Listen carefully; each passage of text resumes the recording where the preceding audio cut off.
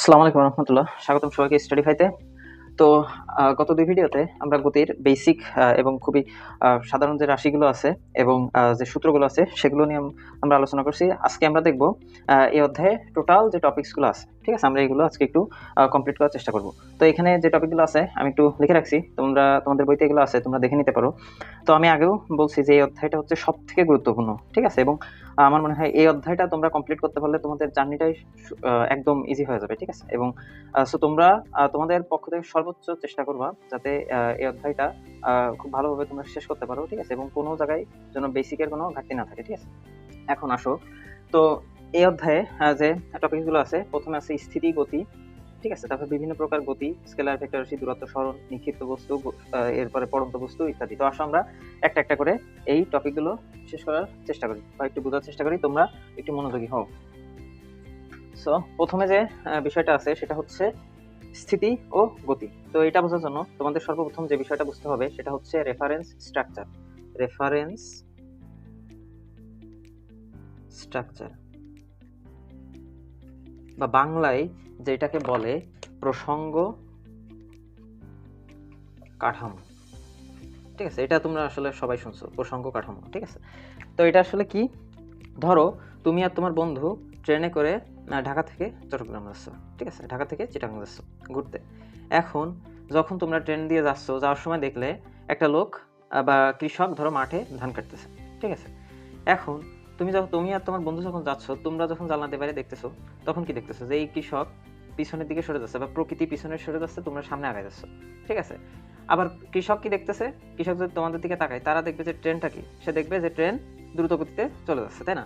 তার মানে প্রসঙ্গ কাঠামো, এখন যদি আমরা এই যে কৃষক তারে যদি রেফারেন্স স্ট্রাকচার ধরি বা প্রসঙ্গ কাঠামো ধরি, তার সাপেক্ষে তোমরা দুইজন এবং ট্রেন তিনটা জিনিসে কিন্তু গতিশীল, ঠিক আছে। আবার ধরো এই কৃষকের পাশে ধরো আরেকজন কৃষক ধরো কাজ করতেছে, ঠিক আছে।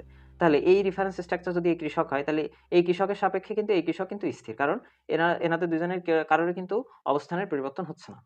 আবার তুমি আর তোমার বন্ধু, তোমাদের যদি প্রসঙ্গ কাঠামো ধরি, তাহলে দেখো তোমাদের সাপেক্ষে এই দুইজন কিন্তু গতিশীল, কিন্তু তুমি এবং তোমার বন্ধু তোমরা যে পাশাপাশি সিটে বসে আছো, ঠিক আছে, তোমরা কিন্তু একজন আরেকজনের সাপেক্ষে কি, তোমরা স্থির। তো এটাই হচ্ছে মূলত প্রসঙ্গ কাঠামো বা রেফারেন্স স্ট্রাকচার।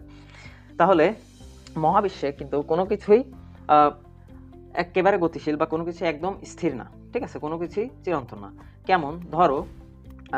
ধরো এটা যদি পৃথিবী হয়, ঠিক আছে, এটা কি করতেছে? এর চারপাশ দিয়ে চাঁদ ঘুরতেছে, ঠিক আছে। এখন ধরো চাঁদ, এই পৃথিবীকে যদি আমরা রেফারেন্স স্ট্রাকচার ধরি, তাহলে পৃথিবী তো স্থির, তাই না? এই চাঁদের সাপেক্ষে কিন্তু পৃথিবী গতিশীল, কিন্তু তোমার সাপেক্ষে কিন্তু পৃথিবী স্থির। তুমি যে তোমার রুমে বসে আছো বা পড়ার টেবিলে বসে আছো বা ধরো মাঠে দাঁড়ায় আছো, পৃথিবী কিন্তু তোমার সাপেক্ষে স্থির। কিন্তু চাঁদের সাপেক্ষে, চাঁদের যদি আমরা রেফারেন্স স্ট্রাকচার ধরি, ঠিক আছে, তাহলে কিন্তু পৃথিবী গতিশীল। আবার পৃথিবীর রেফারেন্স স্ট্রাকচার ধরলে চাঁদ কিন্তু পৃথিবীর সাপেক্ষে গতিশীল, ঠিক আছে। আবার ধরো ঠিক চাঁদের মতো আমরা একটা উপগ্রহ বানালাম, যেটা চাঁদের যে গতি সেই একই গতিতে পৃথিবীকে প্রদক্ষিণ করছে, তাহলে দেখো, এবং একই দিকে, অবশ্যই একই দিকে হইতে হবে, তাহলে দেখো এই যে চাঁদের সাপেক্ষে এই যে কৃত্রিম উপগ্রহ, এ কিন্তু স্থির। আবার এই কৃত্রিম উপগ্রহের সাপেক্ষে চাঁদও কিন্তু স্থির, কারণ দুজন একই গতিতে একই তালে চলতেছে, তাই না, একই দিকে। সো এদেরও একজন আরেকজনের সাপেক্ষে কোনো গতি নাই। আবার পৃথিবী কিন্তু স্থির না, তাই না? পৃথিবী কি স্থির? ধরো পৃথিবী কিন্তু আবার, ধরো এটা যদি সূর্য হয়, পৃথিবী কি করতেছে? এই সূর্যের চারদিকে কিন্তু ঘুরতেছে, ঠিক আছে। সো পৃথিবীতে তুমি আসো, তোমার সাপেক্ষে পৃথিবী স্থির হলেই যখন সূর্য দেখবা, ঠিক আছে, সূর্যের সাপেক্ষে কিন্তু পৃথিবী গতিশীল, আবার পৃথিবীর সাপেক্ষে কিন্তু সূর্য গতিশীল, ঠিক আছে। সো বিষয়টা আসলে এরকম যে মহাবিশ্বে তাহলে তুমি কোনো কিছুকেই চিরন্তন গতিশীল বা চিরন্তন স্থির এটা বলা যাবে না। কোনো কিছুই চিরস্থির নয়, কোনোদিন কোনো কিছুই চির গতিশীল নয়, ঠিক আছে, চিরস্থায়ী গতিশীল নয়। তো আসলে এই স্থিতি এবং গতি, এই বিষয়টা আশা করি তোমরা বুঝছো। এরপরে আসো বিভিন্ন প্রকারের গতি। তোমাদের বইতে যে গতির যে ইয়াগুলো দেওয়া আছে, যে টাইপসগুলো দেওয়া আছে, সেগুলো আমি এখানে লিখছি, ঠিক আছে। সো দেখো এখানে কি আছে? রৈখিক গতি, ঘূর্ণন গতি, চলন গতি, পর্যাবৃত্ত গতি, এইগুলো আসলে তোমাদের বইতে আছে। এখন রৈখিক গতি কি? সরল পথে, সরল মানে কি সোজা, তাই না, সোজা পথে চলমান যে কোনো কিছুই রৈখিক গতি, ঠিক আছে। ধরো সোজা একটা রাস্তা দিয়ে গাড়ি যাচ্ছে, ঠিক আছে, বা ধরো প্লেন যখন আকাশ দিয়ে যাচ্ছে, ধরো একটা প্লেন সোজা আকাশ দিয়ে উড়ে যাচ্ছে, ঠিক আছে, এগুলো হচ্ছে কি রৈখিক গতির উদাহরণ। বা ধরো একটা রকেট সোজা পৃথিবী থেকে উপরে উঠে যাচ্ছে, এগুলো হচ্ছে কি রৈখিক গতির উদাহরণ, ঠিক আছে। আবার ধরো রেল লাইন দিয়ে যখন সোজা রেল লাইন দিয়ে যখন ট্রেন চলে। এরপরে ঘূর্ণন গতি। সো ঘূর্ণন গতি তোমার মাথার উপরে যে সিলিং ফ্যানটা ঘুরতেছে এটাই আসলে ঘূর্ণন গতির উদাহরণ, ঠিক আছে। এরপরে ধরো তুমি আরও অনেক কিছু, গাড়ির চাকা ধরো, এটা একটা ঘূর্ণন গতির উদাহরণ, ঠিক আছে। এরপরে আসো চলন গতি। চলন গতি কি, যে কোনো কিছু চলমান, যে কোনো কিছুর গতি হচ্ছে চলন গতি। সেটা সোজা হইতে পারে, সেটা বাঁকা হইতে পারে, ঠিক আছে, যে কোনো কিছু হইতে পারে, সেটা ঘূর্ণন হইতে পারে, পর্যাবৃত্ত হইতে পারে, যে কোনো গতি আসলে চলন গতির উদাহরণ। এরপরে কি আছে, পর্যাবৃত্ত গতি। সো এই পর্যাবৃত্ত গতি এবং স্পন্দন গতি এই দুইটা নিয়ে তোমাদের পরীক্ষায় আসলে অনেক বেশি কোশ্চেন আসে, ঠিক আছে। সো তোমাদের এই দুইটা একটু খুব ভালো মতো বোঝার চেষ্টা করতে হবে। সো পর্যাবৃত্ত গতি কি, যদি কোনো বস্তু, ঠিক আছে, কোনো একটা নির্দিষ্ট রেফারেন্স স্ট্রাকচার বা প্রসঙ্গ কাঠামোকে যদি বারবার একই দিক থেকে অতিক্রম করে, ঠিক আছে। সো ধরো সূর্যরে যদি আমরা রেফারেন্স স্ট্রাকচার ধরি, তাহলে পৃথিবী কি করতেছে, বারবার সূর্যকে একই দিক থেকে, এবং তার সূর্যের একটা পয়েন্ট যদি আমরা চিন্তা করি, সূর্যের এই পয়েন্টটাকে কিন্তু পৃথিবী কি বারবার অতিক্রম করতেছে, ঠিক আছে। সো পৃথিবীর গতি একটা পর্যাবৃত্ত গতি। আবার একইভাবে চাঁদের গতিও একটা পর্যাবৃত্ত গতি পৃথিবীর চারদিকে। আবার ধরো তুমি কি করলা, ধরো একটা সুতার মাথায় তুমি ধরো একটা কোনো কিছু বেঁধে, ভারী কোনো কিছু, ঢিল হইতে পারে, যে কোনো কিছু ধরো বেঁধে কি করতেছো, মাথার উপরে এইভাবে ঘুরাইতেছো, ঠিক আছে। তোমাদের বইতে এক্সাম্পলটা আছে। সো দেখো তোমার এই কেন্দ্র করে এটা কিন্তু বারবার একই দিক থেকে ঘুরতেছে এবং একই জায়গা বারবার প্রদক্ষিণ করতেছে, ঠিক আছে। সো এটাও কিন্তু একটা পর্যাবৃত্ত গতির উদাহরণ, ঠিক আছে। এরপরে আসো স্পন্দন গতি, ঠিক আছে। স্পন্দন গতির সব থেকে উৎকৃষ্ট উদাহরণ হচ্ছে ঘড়ির পেন্ডুলাম। তোমাদের বাড়িতে নিশ্চয়ই দেয়াল ঘড়ি আছে, দেয়াল ঘড়ির নিচে দেখবে এরকম একটা পেন্ডুলাম থাকে, তাই না। সেটা কি করে, এইভাবে দোলে, তাই না। সো পর্যাবৃত্ত এটাই হচ্ছে স্পন্দন গতি। সো স্পন্দন গতির সংখ্যা কি, ধরো এই যে এর টোটাল দোলনকাল যদি 2 সেকেন্ড হয়, তাহলে এ কি করবে, এটা যদি ধরো মিড পয়েন্ট হয়, তাহলে এই পেন্ডুলামটা পর্যায়গতির অর্ধেক সময় এইদিকে এবং বাকি অর্ধেক সময় ঠিক এই দিকের বিপরীত দিকে, অর্থাৎ এইদিকে অবস্থান করবে। অর্থাৎ এই টোটাল দোলনকাল যদি 2 সেকেন্ড হয়, তাহলে এইখান থেকে এইটুকু, এই অবস্থানে সে 1 সেকেন্ড অবস্থান করবে এবং এই অবস্থানে সে 1 সেকেন্ড অবস্থান করবে, টোটাল হচ্ছে 2 সেকেন্ড, ঠিক আছে। এটা হচ্ছে একটা স্পন্দন গতির উদাহরণ। এরপরে ধরো স্প্রিং এর গতি, ঠিক আছে। ধরো একটা স্প্রিংকে তুমি যদি চাপ দিয়ে ছেড়ে দাও, সেটা কিন্তু বারবার এরকম করবে, ঠিক আছে। এটা দেখো, এ কিন্তু পর্যায়কালের অর্ধেক সময় একদিকে এবং বাকি অর্ধেক সময় কিন্তু তার বিপরীত দিকে অবস্থান করছে। এটাও হচ্ছে একটা স্পন্দন গতি। এরপরে হৃৎপিণ্ডর গতি, এটাও কিন্তু একটা স্পন্দন গতির উদাহরণ। তো এটা আশা করি তোমরা বুঝতে পারছো, ঠিক আছে। তো আমরা পরের টপিকে যাই। হ্যাঁ, তো পরে আমাদের আছে হচ্ছে স্কেলার রাশি এবং ভেক্টর রাশি, ঠিক আছে। খুবই বিখ্যাত দুইটা জিনিস, ঠিক আছে। স্কেলার এবং ভেক্টর রাশি তোমাদের সামনে এই এসএসসির পরে এইচএসসিতে যেও তোমরা এটা পাবা, সারা জীবন এটা লাগবে। তো স্কেলার রাশি কি, যেগুলোর আসলে শুধু মান আছে কিন্তু কোনো দিক নেই, শুধু মান। ধরো দূরত্ব, তোমার স্কুল থেকে বা তোমার বাসা থেকে তোমার স্কুলের দূরত্ব ধরো 5 কিলোমিটার, এটা একটা ডিস্টেন্স, ঠিক আছে। এর কোনো দিক নেই, তোমার দিক বলার প্রয়োজন নেই। দ্রুতি স্কেলার রাশি। সময় একটা স্কেলার রাশি। ধরো সকাল 10টা বাজে, এটা যদি তুমি কাউকে বলো, এখন কেউ যদি তোমার কাছে সময় জিজ্ঞেস করে, তুমি ধরো এখন 9টা বাজে, সো তুমি বললা যে 9টা বাজে। সো এখানে কিন্তু বলার দরকার নেই যে কোন দিকে 9টা বাজে, তাই না। এরপরে ভর, ঠিক আছে। তোমার যে ভর এবং ওজন, এই যে ওজন এবং ভর দুইটা কিন্তু আলাদা জিনিস। ফিজিক্সে দুইটা জিনিস কিন্তু আলাদা। অনেক সময় আমরা ভর এবং ওজন একই ভাবে, ঠিক আছে। তো তোমরা তোমাদের যে ভর, তোমরা যেটা ধরো 50 কেজি 60 কেজি এক একজন, তোমাদের যেটা তোমরা মাপো স্কেলে, এটা কিন্তু আসলে মূলত ভর, এটা কিন্তু ওজন না, ঠিক আছে। কিন্তু আমরা অনেকে ভুল করে এটা ওজন বলি। হ্যাঁ, এই যে ভর, এটা কিন্তু স্কেলার রাশি, ঠিক আছে। কারণ তোমার ভর এটা কোন দিকে এটা কিন্তু বলার প্রয়োজন নাই, ঠিক আছে। এরপরে কাজ, এটাও একটা স্কেলার রাশি। শক্তি স্কেলার রাশি। কাজ করলে কেউ জিজ্ঞেস করে না যে কোন দিকে কাজ, ঠিক আছে, তুমি করছো, এটা কিন্তু বলে না। সো এটা একটা স্কেলার রাশি। শক্তি স্কেলার রাশি। এরপরে আসি ভেক্টর রাশি। সরণের সংজ্ঞা যদি তোমরা দেখো, এখানে কিন্তু বলা রয়েছে এটা আসলে সরল রেখা হতে হবে এবং নির্দিষ্ট দিকে হতে হবে, সোজা হতে হবে, ঠিক আছে। এরপরে বেগের সংজ্ঞার মধ্যেও কিন্তু নির্দিষ্ট দিকের কথাটা রয়েছে, ঠিক আছে। সো এটাও কিন্তু একটা কি, এটাও একটা ভেক্টর রাশি। এরপরে আসে ত্বরণ, এটাও ভেক্টর রাশি। মন্দন, ওজন, দেখো ওজন কি, পৃথিবী যে বলে কোনো কিছু আকর্ষণ করে, তো পৃথিবী তো সবসময় নিচের দিকে টানে, তাই না, নিচের দিকে টানে। পৃথিবী তো তোমার উপরের দিকে কি ঠেলে ফেলে দেয় না, ঠিক আছে। বা ডাইনে টানে বামে টানে না, সোজা নিচের দিকে টানে। তো এটাও কিন্তু একটা স্কেলার, সে নির্দিষ্ট দিক আছে। এরপরে ভরবেগ, দেখো ভর জিনিসটা কিন্তু স্কেলার, আমরা একটু আগে বলছি, কিন্তু বেগ কিন্তু আবার ভেক্টর। সো যখন ভর এবং বেগ দুইটা এক হবে, তখন কিন্তু সেটা আর স্কেলার থাকবে না, সেটা ভেক্টর হয়ে যাবে, ঠিক আছে। সো কোনো কথা শেষে বেগ থাকলে সেটা আসলে সবসময় ভেক্টর রাশি হবে। এখন তোমরা যদি এর পরেও এই দুইটা জিনিস যদি তোমাদের মনে না থাকে, ঠিক আছে, বা গোলাই যায়, তাহলে তোমরা একটা কাজ করতে পারো, যেখানে একটা তোমরা মনে রাখতে পারো, ঠিক আছে। আমি প্রেফার করবো ভেক্টরটাই মনে রাখো, তাহলে তোমাদের পরীক্ষায় যদি আসে বা এমসিকিউতে আসে, অন্তত তোমরা অ্যান্সার করে আসতে পারবে। এটা আসলে দুর্বল স্টুডেন্টদের জন্য আমি বলতেছি। তোমরা যারা ভালো করতে চাও, তারা অবশ্যই বুঝে দুইটা জিনিসই খুব ভালোভাবে বুঝে পড়ার চেষ্টা করবে, ঠিক আছে। এরপরে আমাদের যে টপিকসটা আছে সেটা হচ্ছে দূরত্ব ও সরণ। সো আমি যখন আসলে এই অধ্যায়ের যে বেসিক যে রাশি, ঠিক আছে, যে রাশি, সাধারণ যে রাশি এই অধ্যায়ে আছে, সেই ভিডিওটা যখন করছিলাম তখন আমি তোমাদের বলছি দূরত্ব এবং সরণ কি। তারপরে আমি আরেকবার বলি, ধরো এ একটা পয়েন্ট, ধরো এটা বি আর এটা ধরো এ পয়েন্ট, ঠিক আছে, বা এটা ধরো তোমার বাসা, এটা ধরো তোমার স্কুল। এখন তোমার বাসা থেকে তোমার স্কুলে কতভাবে যাওয়া যায়, ঠিক আছে, এর কিন্তু কোনো শেষ নেই। তুমি এইভাবে যাইতে পারো, এমনে ঘুরে এমনে যাইতে পারো, ঠিক আছে, তারপরে আবার এমনে ঘুরে এমনিতে যাইতে পারো, এইভাবে দিয়ে এইভাবে যাইতে পারো।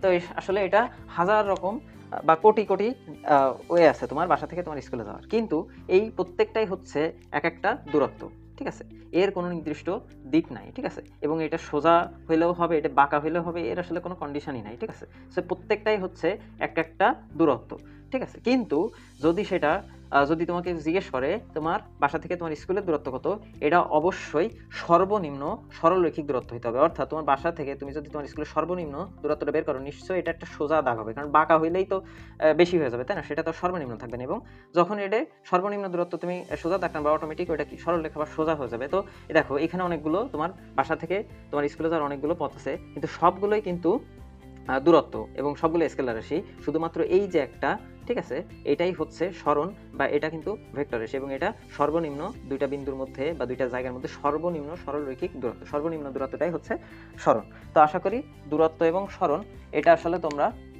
বুঝতে পারছো, এটা খুবই ইজি জিনিস, ঠিক আছে। এবং আরেকটা জিনিস, দূরত্বকে বলা হয় হচ্ছে ডিস্টেন্স। দূরত্ব এটা হচ্ছে ডিস্টেন্স, ঠিক আছে, ডিস্টেন্স। আর সরণ এটা কিন্তু সরণ এটা হচ্ছে ডিসপ্লেসমেন্ট, ডিসপ্লেসমেন্ট, ঠিক আছে। দুইটা জিনিস কিন্তু টোটালি আলাদা। এরপরে আসো যে জিনিসটা আছে তোমাদের, সেটা হচ্ছে দ্রুতি ও বেগ। সো দ্রুতি কি, ধরো আমরা এখানে দূরত্ব এবং সরণ দেখলাম, ঠিক আছে, এই দূরত্ব বা ডিস্টেন্স রে তুমি যদি টাইম দিয়ে ভাগ করো, ঠিক আছে, তাইলে কিন্তু তুমি এই যে দ্রুতি পাবা, ঠিক আছে, এটা কি দ্রুতি, ঠিক আছে। এখন দেখো ডিস্টেন্স কি, স্কেলার রাশি, ঠিক আছে, আমরা একটু আগে দেখছি, তার মানে দ্রুতিও স্কেলার রাশি, ঠিক আছে। এটা কি আসলে, ধরো তুমি এই পথে, ধরো তোমার স্কুলে যাচ্ছ, তুমি গাড়ি দিয়ে যাচ্ছ ধরো, বা সাইকেলে যাচ্ছ, তো তুমি কি গতিতে যাচ্ছ, ঠিক আছে, তোমার আসলে প্রতি সেকেন্ডে তুমি কতটুকু দূরত্ব অতিক্রম করতেছো, সেটাই আসলে মূলত দ্রুতি বোঝায়, ঠিক আছে। এবং এটা বাঁকা পথ, সোজা পথ, বাঁকা পথ, যে কোনো কিছু হতে পারে। আর বেগটা কি, ধরো বেগ হচ্ছে ডিসপ্লেসমেন্ট, এই যে সরণ ডিভাইডেড বাই সময়, বা ডিসপ্লেসমেন্ট ডিভাইডেড বাই টাইম, এটা কি, এটা হচ্ছে বেগ। এখন দেখো সরণের, আমরা একটু আগে দেখছি সরণ কি, সরণ কিন্তু কি ভেক্টর রাশি, তার মানে বেগও ভেক্টর রাশি, ঠিক আছে। কারণ দেখো সরণের নির্দিষ্ট দিক আছে, বেগেরও নির্দিষ্ট দিক আছে, ঠিক আছে। সো এই যে দ্রুতি এবং বেগ কি, এই দুইটা জিনিস আশা করি তোমরা বুঝছো। এবং দূরত্বের মনে রাখবা, দূরত্বরে আমরা ভাগ করলে পাই দ্রুতি, আর সরণরে আমরা সময় দিয়ে, দূরত্বের সময় দিয়ে ভাগ করতে হবে অবশ্যই, এবং সরণরে আমরা যদি মোট সময় দিয়ে ভাগ করি তাহলে আমরা কি পাই, বেগ পাই, ঠিক আছে। সো এটা আশা করি তোমরা বুঝছো। এরপরে আসি আমরা পরের যে বিষয়টা আছে, সেটা হচ্ছে ত্বরণ ও মন্দন, ঠিক আছে। সো ত্বরণ এবং মন্দন এটা আসলে খুবই ইজি একটা জিনিস, ঠিক আছে। আমি এর আগে একটা ভিডিওতে তোমাদের বলছি, ধরো সে একই উদাহরণ আমি আবার দেই। ধরো একটা বাইক বা একটা গাড়ি স্থির অবস্থায় রয়েছে, ঠিক আছে, এবং স্থির অবস্থা থেকে স্টার্ট দিয়ে যখন গিয়ার আপ করতেছে আস্তে আস্তে আস্তে আস্তে বেগ বাড়তেছে। সো এটাই হচ্ছে ত্বরণ। ধরো আমি যদি একটা গ্রাফ আঁকি, ধরো এটা যদি টাইম হয় আর এটা যদি ভেলোসিটি হয়, ভেলোসিটি মানে কি, বেগ, তাই তো, আর টাইম তো সময়, এটা তো তোমরা বুঝতেছো। সো তাহলে এই যে রেখাটা, এটা হচ্ছে ত্বরণ, কারণ কি এর স্পিড বাড়তেছে, ঠিক আছে। এবং এই রেখাটা সোজা, তার মানে এটা হচ্ছে সুষম ত্বরণ। অর্থাৎ ধরো প্রতি সেকেন্ডে ধরো 5 মিটার পার সেকেন্ড স্কোয়ার হিসেবে ধরো এর বেগ বৃদ্ধি পাচ্ছে। এরপরে একটা টাইমে যে ধরো এর বেগ আর বাড়তেছে না, এটা কি করতেছে, সোজা চলতেছে। সো এই অবস্থাকে বলা হয় হচ্ছে সমবেগ, ঠিক আছে, এটা হচ্ছে সমবেগ। আর এই যে অবস্থাটা এখানে বেগ বাড়ছে, এটা হচ্ছে ত্বরণ। এরপরে গিয়ে ধরো আস্তে আস্তে আস্তে আস্তে বেগ কমা শুরু হয়েছে। ধরো তুমি গন্তব্যে পৌঁছে গেছো বা গাড়িটা গন্তব্যে পৌঁছে গেছে, আস্তে আস্তে কি গাড়ি তো হঠাৎ থামে না, হঠাৎ থামে কিন্তু আসলে হঠাৎ থামলে তো দুর্ঘটনা ঘটার সম্ভাবনা আছে। সো গাড়িটা ধরো আস্তে আস্তে আস্তে আস্তে থামে। তো এই যে স্পিড পড়তেছে এটাকে বলা হয় হচ্ছে মন্দন। অর্থাৎ ত্বরণ এবং মন্দন পরস্পর বিপরীত, একটাই হচ্ছে স্পিড বাড়া, একটা হচ্ছে স্পিড কমা, এবং মাঝখানে যে বেগে চলছে সমান বেগে চলছে এটা ধরো হচ্ছে কি সমবেগে চলা, তার মানে সমত্বরণ, সমবেগ, সমমন্দন। এটাও ধরো 5 মিটার পার সেকেন্ড স্কোয়ার হিসেবে ধরো প্রতি সেকেন্ডে এর বেগ কমছে, কমতে কমতে একসময় স্থির হয়ে গেছে। ঠিক আছে, এখন এই ত্বরণকে কিন্তু বলা হয় হচ্ছে ইংলিশে বলে অ্যাক্সিলারেশন। ঠিক আছে, এবং তুমি যদি কোনো কিছুর বেগকে যদি সময় দিয়ে ভাগ করে দাও, দেখো আমি গ্রাফেও আমরা দেখতে পাচ্ছি, ঠিক আছে, যে velocity divided by time. So কোনো কিছুকে তুমি যদি টোটাল বেগকে যদি টোটাল টাইম দিয়ে ভাগ করে দাও তাহলে কিন্তু তুমি অ্যাক্সিলারেশন বা ত্বরণ পাবা। ঠিক আছে, সো ত্বরণ এবং মন্দন আশা করি তোমরা বুঝছো। এরপরে আসো নিক্ষিপ্ত বস্তু। সো নিক্ষিপ্ত বস্তু আমরা আগেও বলছি যে ধরো এটা হচ্ছে ভূমি থেকে কি করলা, ধরো তুমি এখানে দাঁড়ায় আছো, ঠিক আছে, এটা ধরো তুমি কি করলে, একটা ঢিল ধরো আকাশের দিকে ছুঁড়ে মারলো। সো এখানে ছিল, ধরো এখান থেকে ঢিলটা এখানে আসলো। সো এটা এরপরে আবার কি এটা এরকম নিচে পড়বে। ঠিক আছে, এখন ধরো এটা কত উপরে উঠলো, ঠিক আছে, এটা তুমি মাপতে চাও, বা কত সময় ধরে, মানে এই যে পর্যায়কাল, টোটাল পর্যায়কালটা কত, এটা ধরো তুমি মাপতে চাও। এইগুলো আসলে নিক্ষিপ্ত বস্তুর কনসেপ্ট। ঠিক আছে, এবং এখানে কিছু সূত্র আছে, আমি এর আগের ভিডিওতেও দেখাইছি। সেটা হচ্ছে কি, ধরো যদি তুমি নিক্ষিপ্ত বস্তুর উচ্চতা মাপতে চাও তাহলে এটা হবে H equal to UT plus half G T square. Sorry, এটা হচ্ছে বিয়োগ, যেহেতু এটা বিয়োগ কেন হবে, কারণ এটা অভিকর্ষ ত্বরণের বিপরীতে, মানে গ্র্যাভিটি বলের বিপরীতে কাজ করতেছে, তাই না? কারণ পৃথিবী তো একে নিচের দিকে টানতেছে কিন্তু এ উঠতেছে কি উপরের দিকে, সো বিপরীত দিকে, এই জন্য এখানে নেগেটিভ জি। ঠিক আছে, so H equal to UT minus half GT square.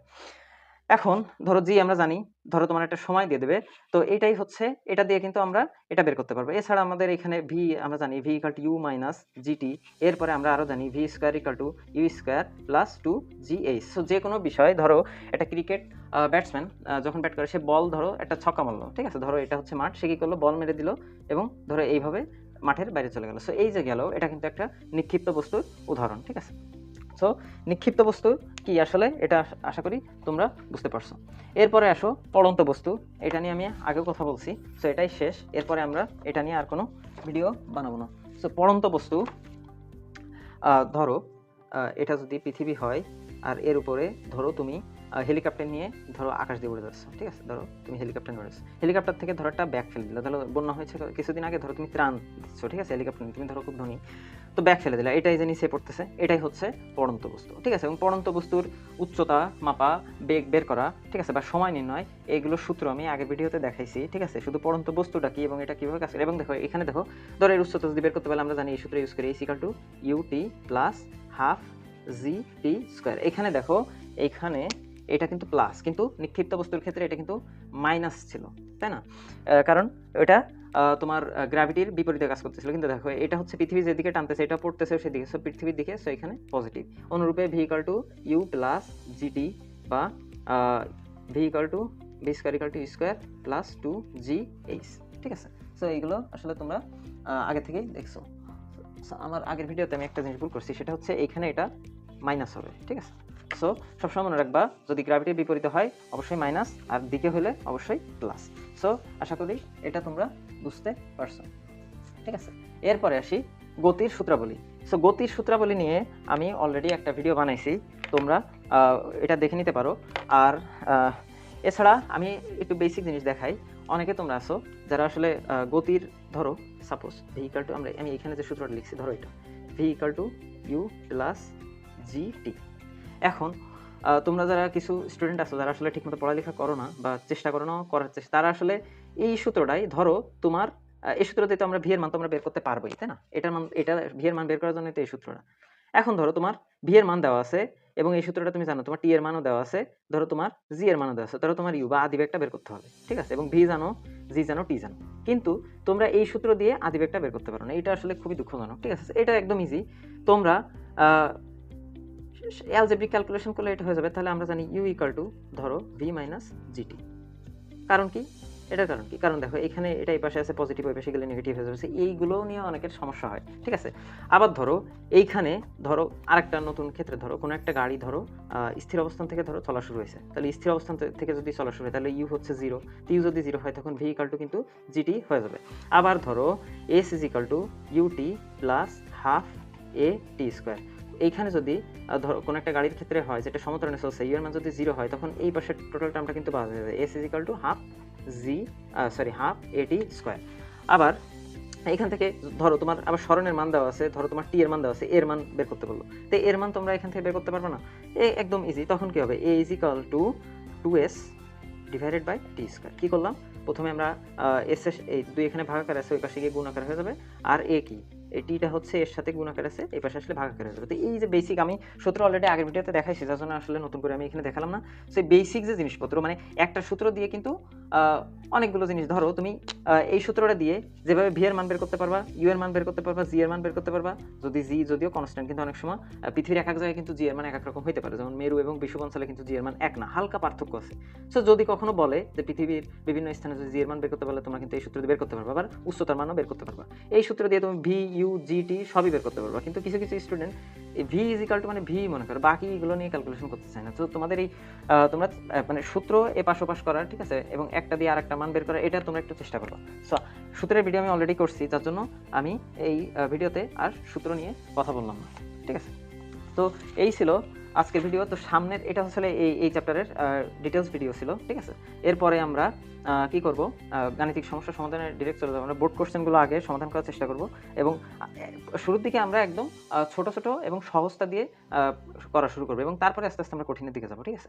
So তোমরা যারা মানে আমার ভিডিও দেখতেছো, তোমাদের কাছে আমার রিকোয়েস্ট থাকবে তোমরা আগের 2টা ভিডিও দেখে আসবা।